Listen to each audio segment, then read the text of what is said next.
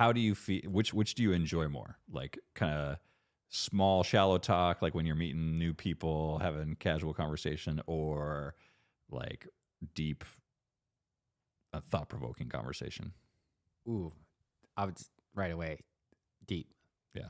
So deep conversations. what would you say? What's the last like deep, substantial conversation you had?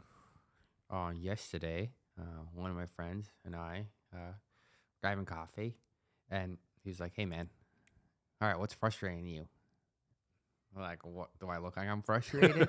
What do you mean?" The coffee is frustrating me. And I was like, "Hey, what's frustrating you?" I was like, actually," and I just started telling him, and what turned out to be was, hey, like some of these things you're complaining about, but one there's this like gratitude that came out of that, just like, hey, like you get to do this. Mm, So, sometimes sometimes the things that frustrate me can yeah. become this thing that I'm complaining about. Instead, it's like, hey, you get to do this, so do something about it. So Yeah. it was So it was kind of shifted your perspective. yeah, it helped. And I got to, and then helped me ask him how he's doing in a way. Like, Mm, you hear this, hey, how are you? I'm fine. But like, when I asked him, hey, how are you doing? He also went deep yeah. too. So, Yeah. Yeah. yeah. Yeah. One of the things I've noticed in numerous conversations I've gotten to have over the years, and my guess is you've probably seen similar things. We're both fairly outgoing. Is that plenty of people like having kind of the deep, meaty conversations is not a normal thing for them. It's not. Or even like a common, I'll ask someone what I think is a relatively shallow question, kind of like, what do you like? If you didn't do this for a job, what would you love to do? You know, or things like that. And lots of people will be like, I don't know. You know, or there's plenty of other questions like that that can you kind of try what you're trying to do in my mind, right? A shallow conversation, oftentimes you're sticking to surface level topics, right? Like things like the weather, things like what do you do for work. So those are things that are I'll call it peripheral to who you are as a human being. Deeper conversations are usually you're trying to engage someone at the heart level. So you're talking about what are your priorities? What are the things you value? What things like kind of pull on your heartstrings? What affects your emotions on any given day? And a lot of people, right? That's not in general, you're not gonna like have that be the first thing you're gonna do in a conversation with someone. There are certain scenarios where that might be the case, but in general, if you have someone who's a close friend, you should be having some deep conversations with them and going beyond that surface level stuff. I think that's one of the key things that distinguishes, you know, like kind of what I would call like a casual acquaintance to what we usually call a real friend. Any thoughts on that? Yeah, I 100% agree. And I also think we have to be like, you're right. It's not normal. So how we do it matters. Yes. Right. So you can't be a person that like, you go to someone randomly and just ask them a deep question. Like, I don't even know you, bro.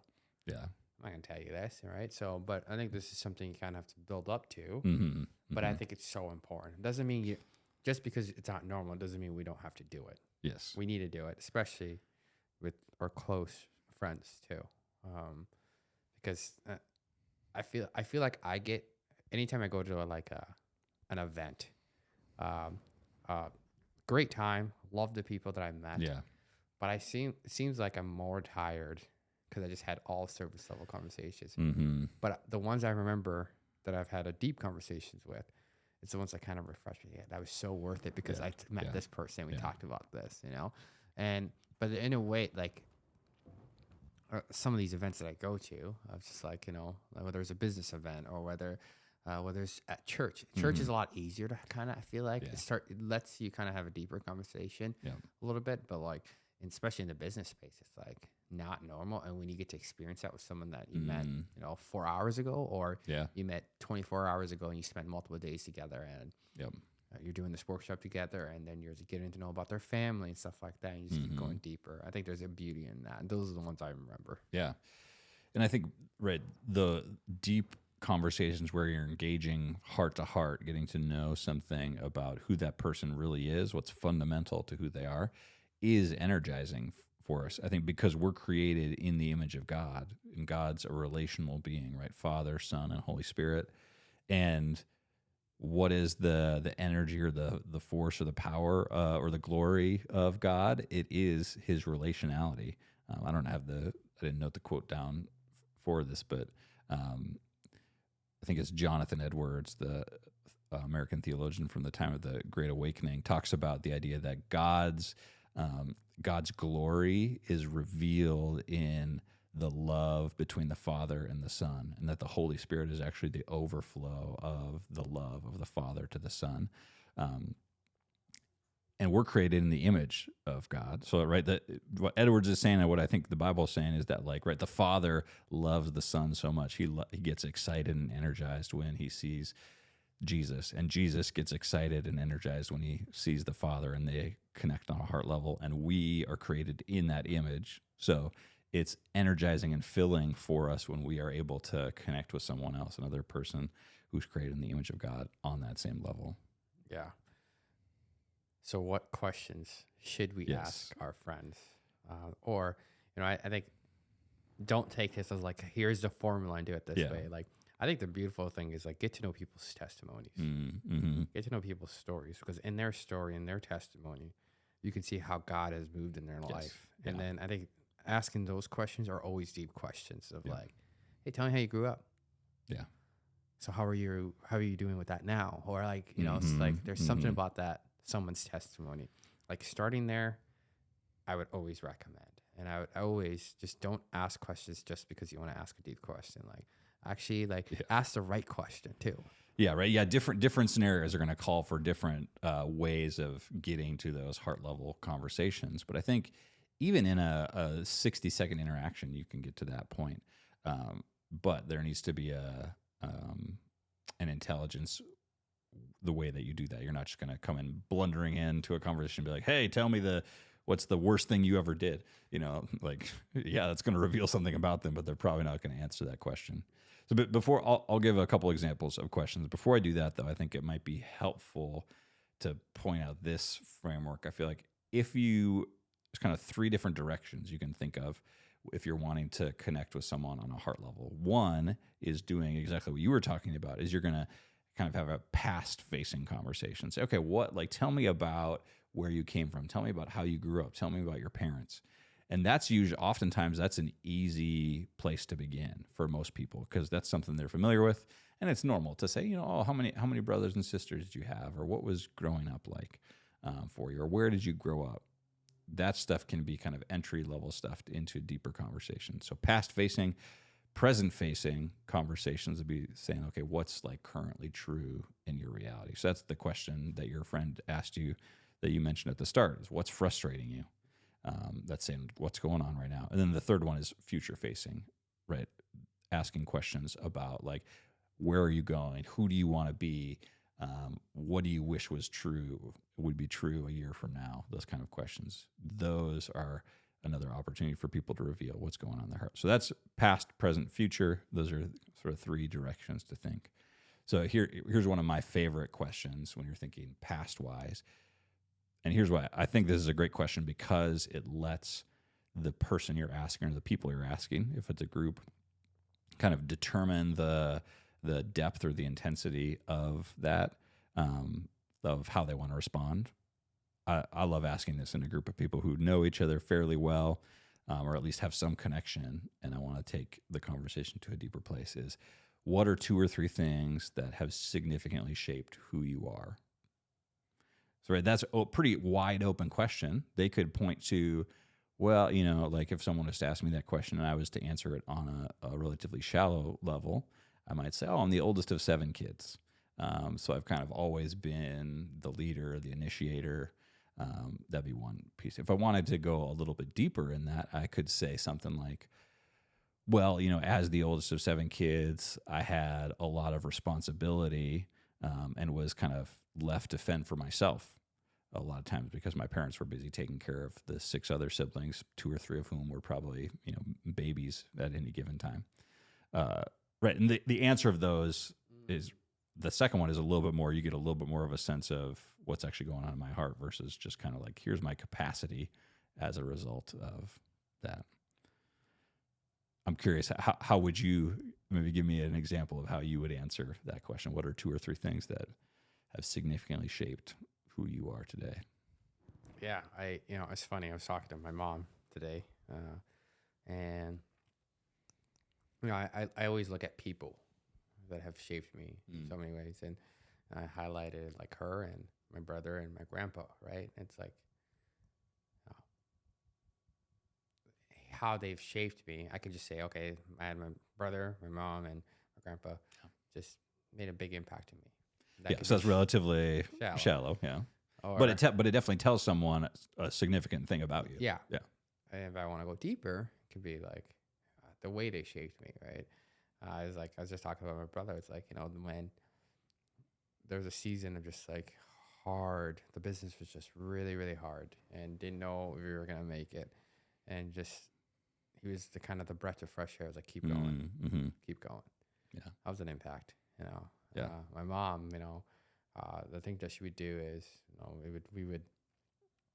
she would leave at the same time every single day, 5 a.m., right? And the first thing she would do is she would go to all the kids and kiss them in the forehead as they were sleeping. And you just feel that. Like, that was just like an impact, Yeah. And my grandpa, it's like, how do you, like, dating and relationships and, going through that and going through breakups and just like, I don't even remember what he says, but every time he's there in the midst of that, there's comfort in that, and that, hey, things will be okay. So that's how I would answer that question. So I think that's a great like starting question if you got a group of friends who maybe is not used to having really deep conversation, because like we're just talking about, you can take that in a number of ways. And if I'm in a group of people, let's say I'm facilitating a discipleship group or something like that, oftentimes and maybe this is manipulative, maybe not, sometimes I'll go first in answering that question, or I'll even talk with someone who I know is a little bit more comfortable taking some risk and being more vulnerable, and say, hey, will you start us out with this? And by doing that, you can kind of set the tone of like, hey, we're willing to be a little bit more open and kind of go to that deeper level. I did this with, there's these high school kids that we get to disciple, and there's like 10 of them, and me and my buddy went first. We just told our testimony, the things that we struggled with and the things that we were wrestling with and how we kind of grew up.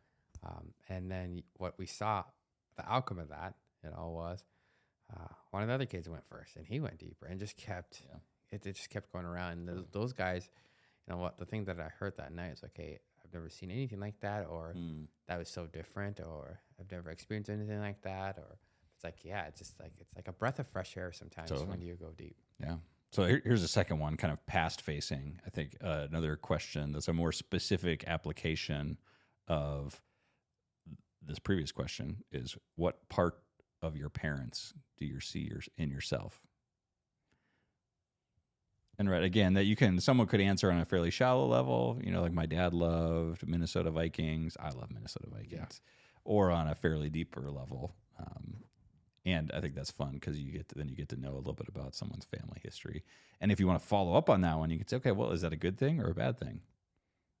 When someone answers, and that what that does is it takes it from saying just facts about the past to then you're moving into the present and saying, how do you feel about the fact that you've been shaped by this thing? That's good. Yeah.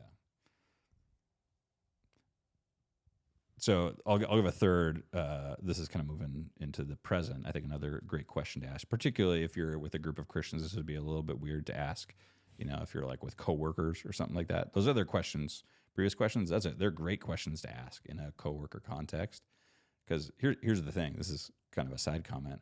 But knowing more about people's pasts and their values and what they care about and how they've been shaped is going to help you function better within a team context. Yeah. There was that's funny you say that. One of our teammates, was it yesterday? So I asked the question, there was a certain thing that we had to deliver and we didn't deliver it. Okay. When are we going to, deliver this thing?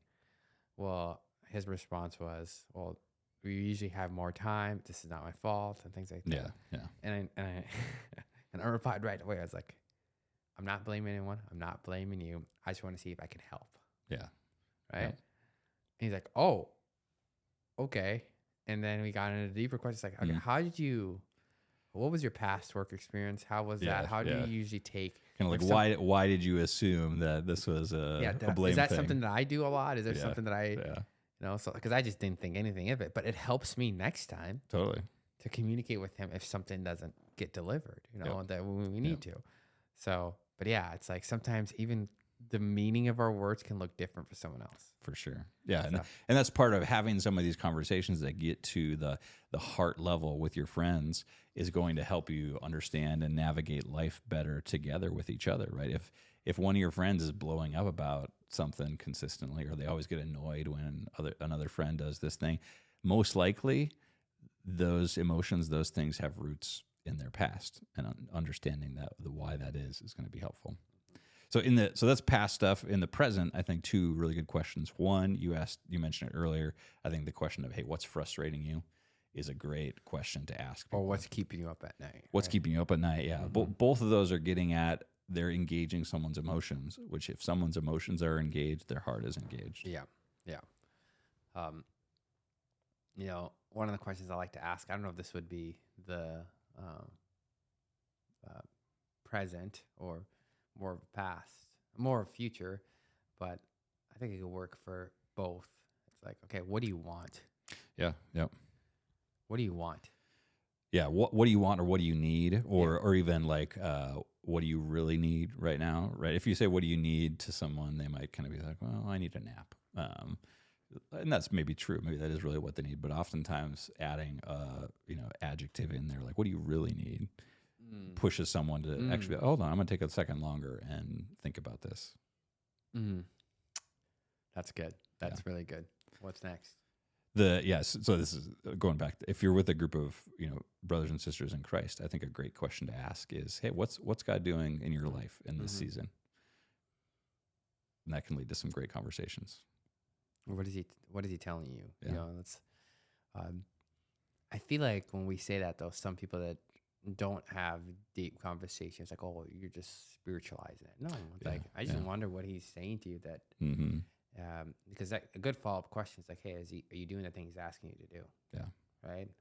Especially for me, the hardest question I've ever been asked in my life, hands down. I was just kind of reflecting on this today. It's like, when are you going to forgive your birth mom? Yeah. It's like, but before that, I mean, there was a lot of time spent with that person. Yes. There's a lot of other questions he asked before this one too. Yeah. But that revealed certain things in my life that I was holding on to that I didn't need to hold on to anymore. Right. Yeah. And that helped me. That kind of helped me look at the cross more. Right. It's like, okay, she hurt you. Yep. Look at the cross. Yeah. And that's that's one of the beautiful things about being in a friendship where people are asking each other like good questions that are challenging you to think deeper than the shallow level stuff, because when you have to articulate what's going on in your heart to someone else, oftentimes you discover things that you didn't know were there. Right? If you say, okay, what are those three or four things that shaped you significantly in your past? Some people are like, I don't think I've ever thought about that. And then you start saying stuff that comes to mind. You're like, oh, actually, that did really shape me. And I don't know if I've ever thought about that. And that's a powerful, so as a friend, like one of the most helpful things you can do for your friends is ask them some of these questions and listen and help them discover who they are by doing that. I'll hit two final ones, and then you got one killer one for us to wrap up. You guys are not ready for that one. So what do you really need is what we just talked about. These are kind of two future-facing ones that I think are fun to ask. One is, if things went exactly as you wanted, what would life look like for you for a year from now? So that's inviting someone to share, like, what are your dreams? What are your hopes for the future? And then you as a good friend can be like, all right, if that's what you want, like, how can we help you move in that direction? The next one would be, what would you love to have more time for? Same idea. I think it's essentially the same question, just a different time frame. Because if someone wants to have more time for something else, That's them articulating, here's my desires, here's my heart, here's who I would like to be, but I'm not there now. That's so good, because we all are either wanting something, or either we all, have this thing that the Lord is asking us to do, that, just we all have these desires, right? Yep. And I think sometimes we're trained to say, do this, do that. This is how it looks like. And sometimes we get that from our family, or sometimes we just want to follow where the world is going. And then the Lord's telling us to go here, Yeah. and to reveal that it's like, hey, like, this is what I want to make more time for, or, Mm. and this is what I want this year to look like.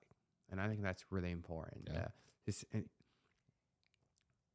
It's not dumb to bring those things up. Totally. Yeah. So, And asking that question is going to help people probably articulate things they have not necessarily thought about, because most people aren't thinking about, who do I want to be in the future? Because we live in a world that's so obsessed with the now. And how can I help you get there? Exactly. There's beauty in that too. Because I'm sorry, but there's nothing that we've done by ourselves. If it wasn't for certain people around our life, Totally. that either whether they shaped us in a good way or a bad way, the outcome came from people around you. I mean, like the outcome you have is because the things that you've experienced around your life, and people have a lot to do with that. Totally. Yeah. So that's why having real friends is so important. Oh yeah. Now, this is a hard question, okay? And so listen to all the other questions that we've asked so far. But this is a real deep question that you should ask your friend. And this is just really, the heart can be deceiving sometimes. And this is a question a friend asked me once. And he said, all right, Lucas, is there something you want me to ask that you don't want me to ask? I'm like, whoa. Here's the amazing thing about that question. Because I've had people ask me similar things like that. It's amazing how quick the answer comes to you when someone asks a question like that. It's there. It's like split second. I know exactly what I don't want you to ask me about. Then the question is just, am I going to actually say that thing that came to mind right away, or am I going to say something else that's conveniently less intense? And I think that's a beautiful question. Yes. I also think that like, the follow up to that, it's like, hey, is that all? Mm-hmm. Is that everything? Yeah. Right? Because when you build a safe space and you get to have those deep conversations, or ask those real questions, specific question for that person, man, God's doing something all that. Yes. And we got to see his glory in all of that though too. Yeah. And we got to see that God doesn't waste it all. He doesn't waste anything, right? He can use that for their good and for his glory too. So like, is there something that I'm struggling with, or there's something I'm hiding from? That's a question that, hey, is there something you want me to ask that you don't want me to ask? Yeah. So, yeah. And I think just as a note for that, if you're in a situation where you're asking a friend that, you need, probably if you're asking that question, you need to make sure you have the space and time to actually have the conversation that needs to happen there, and that you have your heart in the right place where you're coming with compassion and grace. Because usually the answer to that is something that's really close to their heart. And you're really, what you're doing when you're asking that question is you're inviting them to open up a place where there's probably fear and shame going on. And like you're saying, that's this amazing opportunity to show God's grace and love to that person. But you got to be prepared you're going to come into that. That's not a question you're just going to fire off as you're like walking out of church, So one more qualifier as we wrap up here. I think if you're in a group of friends who are typically pretty, the conversation they're having is relatively shallow, don't be surprised if when you ask some questions like what we're talking about here, people kind of don't really engage. Maybe they answer, you ask that first question of what are a couple things that shaped you. Maybe you get some joking answers or some really shallow answers. Don't be surprised by that. I've had that happen plenty of times in groups where I'm having conversations like that. But consistently being the one to go first and ask some of those questions is going to create space and opportunity for people. Eventually someone's going to step through that door that you're opening by asking those questions. Yeah, we all are carrying a lot, and there's something about our words that can, there's life in our words, man. Yeah. There's life in your questions, and either, it can build someone up or it can tear someone down though too. So, totally. I would say you're right. It's like, it's okay. Try again next time. But also, I think motives are important too. Yes. So make sure you're careful about it too. Yeah. just don't just do it because you listen to a podcast that tells you to ask all these questions. No. What is it? Go to the Lord, and what is it that he wants you to ask that person? Yeah. So just maybe final encouragement, be willing to take that risk. Don't settle for staying shallow with your friends, because God made us for real heart-to-heart connection. And starting having some good questions in your tool belt is a great way to move in that direction. So thanks for joining us this time, guys. We'll be back again next week with some more conversation about friendship. Peace. Hey, friend. Thanks for listening. We're all about equipping you to pursue real friendships. You were not created to be alone, because life is just better with real friends. Let's get started.